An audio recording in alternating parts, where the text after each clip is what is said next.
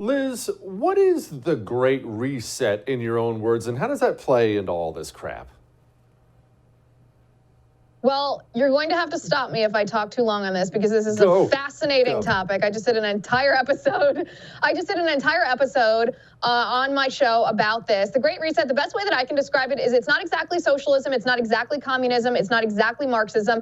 It is government control by elitists, by corporatists, but it's not ownership of the means of distribution, and so it's not exactly socialism, not exactly communism. It's very similar to Chinese capitalist communism, if you will, just the ruling class having power over everybody's lives through the business sector. So what I mean by that is they essentially use banks to control society because they hold banks to a certain standard. And when I say they, I mean the ruling class. They force banks to abide by what they call environmental, social, and governmental standards or metrics. It's a metric system. It's kind of like a social credit score.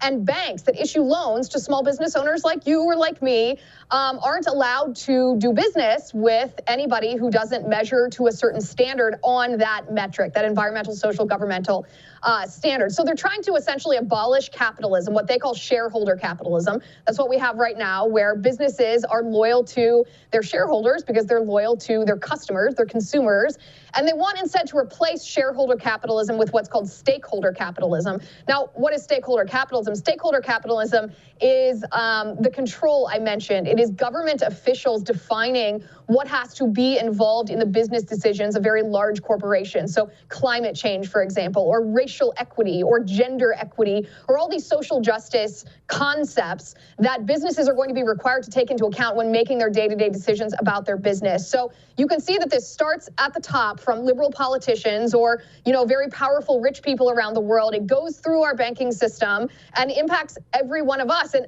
I know, I hear myself, I hear what I'm saying. I know some people are going to say, well, that's a conspiracy theory. Well, this is what I would say to you.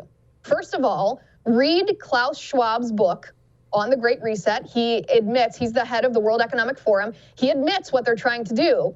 And then call your banking institution and ask them if they abide by ESGs, environmental, social, and governmental metric, the social credit score system. And I think you will be surprised when they do, in fact, use that already. Klaus Schwab, who is this guy? He looks like a Bond villain and sounds like one, too. Yeah, he acts like one too, but his fashion sense is absurd. Not that should matter, but it does make him look like a Bond villain. He's the founder of the World Economic Forum. So the World Economic Forum is supposedly a nonprofit group. It's based in Switzerland. But remember all those private jets that fly into the climate change conferences? And we mock them because these elitists who want us to be taxed for eating red meat and not to take airplanes, they actually use private jets, an enormous amount of carbon emissions to fly into their climate change club. That's Davos. That's the World Economic Forum. So the guy who started this rich people hypocrite club, his name is Klaus Schwab, and he's essentially against capitalism. He wants to reshape not just the U.S. economy, he wants to reshape the world economy according to his radical leftist notions. Like I said, it's sort of this hybrid between communism, Marxism, socialism, and just plain old government control. Liz, shifting gears here. I don't know whether we're about to be a nuclear war or not, but I do know this. The government already gave out instructions, I'm not even kidding, to wear a mask and social distance in case of nuclear war. Liz, what percentage of this country still believes these idiots? I don't know, but I am so grateful, Jesse, for a government that wants to protect me from a cold while we're facing the apocalypse, because how else will I survive the apocalypse if I have a little bit of a runny nose and a little bit of a cough at the same time from possibly catching COVID-19?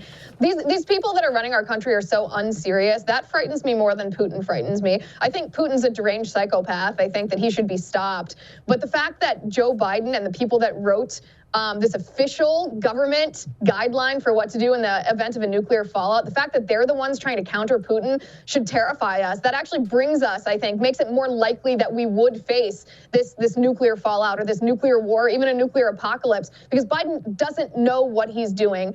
Regarding the American people, this is the one area that I'm a little bit cynical, Jesse. You and I have talked a little bit off the air about this. I expected the American people to stand up 2 years ago and say, wait a second, this tyranny is unscientific. This doesn't make any sense. It's not working. It's ruining our businesses, ruining our livelihoods, infringing on our right to go to church or go for a walk in the park. I thought the American people were going to draw a line a long time ago and stop government officials, and they haven't. So I don't know how many people at this point buy into the COVID nonsense, but I do expect Joe Biden tomorrow to officially declare that he has vanquished COVID once and for all, because he really needs the W. Hey, thanks so much for watching The First on YouTube. If you liked what you saw, go ahead and like and subscribe. You heard me. Like it, subscribe. You'll get a lot more of it and a lot more of me.